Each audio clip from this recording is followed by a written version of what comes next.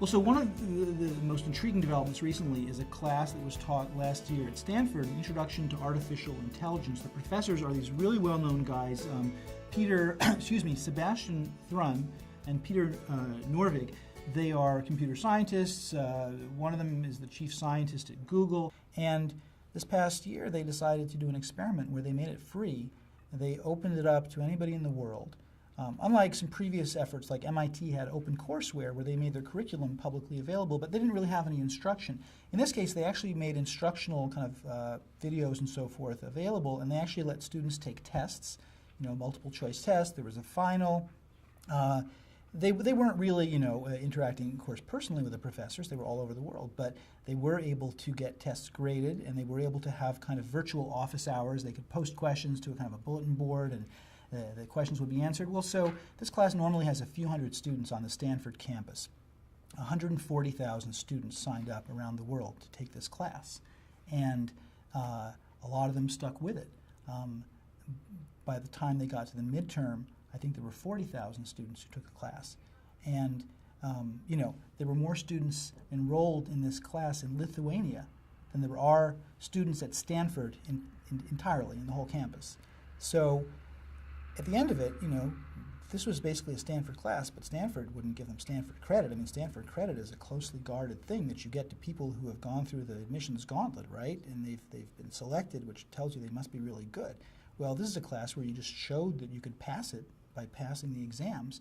So you got a certificate saying, you've learned what it takes in intro to whatever the class was, intro to artificial intelligence. So the reason that's important, and the reason I explained it in a bit of detail, is that suggests that, maybe you don't need that Stanford stamp of approval. Maybe you just need to know that you studied at the foot of two of the great computer scientists in the world, and people who would never have an opportunity to have even halfway decent professors, let alone rock star professors, are able to get access to that. So I think if you sort of play that out in your mind, we may be kind of rethinking the whole notion of credentialing. You have University of the People, a very sort of mass access institution just starting up. The Kauffman Foundation, where I work, just gave them a grant to help them, and they're trying to reach out to people around the world. Very low tech. You just need a very simple internet connection, no video or anything fancy. It's all text-based. But they're trying to really democratize education. Most places around the world don't have any tradition of sort of general education for undergraduates.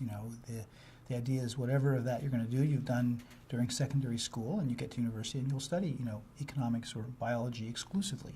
I think that's very limiting. I think that the liberal arts tradition, although it's not done very well in many places, but I think it's an important part of American education. But I think you have to go to places where they feel like they're missing something that we can provide. I mean, again, I keep on coming back to this notion of a market. If there's a reason that National University of Singapore is partnering with Yale, and that's going to be a sui generis kind of program. It's not the norm in Singapore, where they've actually sort of worked off the British model. But I think that in a targeted way, if you're kind of pushing on an open door, that's the way to start. And then as those programs, as I would hope, do well and produce graduates who have the kinds of competencies, and maybe not global competencies, but just, thoughtful analytical abilities, then that's going to encourage the spread of that kind of liberal arts program. If Dartmouth sort of continues and maybe improves its sort of liberal arts, tradition, and I'm sure you have ideas, about areas where you'd like to be stronger. A lot of people are going to want to come here. And a lot of people are going to want to create partnerships with Dartmouth. And some professors around the world, in particular fields where you're strong, there may be lots of departments that want to collaborate with Dartmouth. So, these are all things where you sort of simultaneously try and be really great at what you do, and that will generate opportunities, and also try and be proactive about seeing what potential partnerships and exchanges are out there. The whole notion of competency-based learning is getting to be very big. There's an institution called Western Governors University, started up in the late 90s by a bunch of Western governors. And essentially, it's trying to keep more adult students, older students, in the education system, help them get degrees by really, for every class, they really have practical subjects, nursing, computer science, things like that. These are career-oriented subjects. They're not studying Thucydides around a conference table. And many students don't want that. Most students don't want that. We also have to remember that. But so they will basically say, okay, so here's the class, here's what you need to know for this class. Which ones do you already know? Take a test and show us you already know it, and then we'll tell you what you need to read and what you need to do to take the test to show the other ones.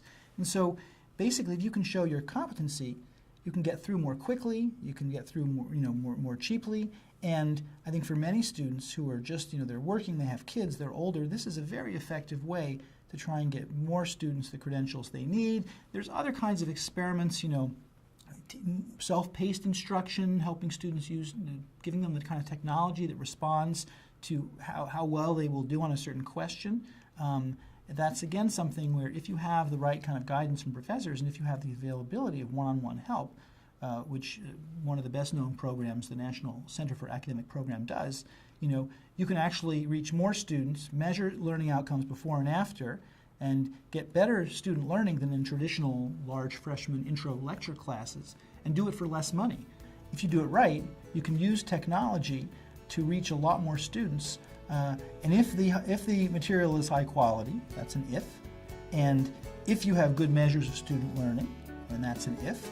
But if you do both of those things, you've improved quality, you've improved access, and you've lowered costs. And if you do all those things, you've accomplished something really important.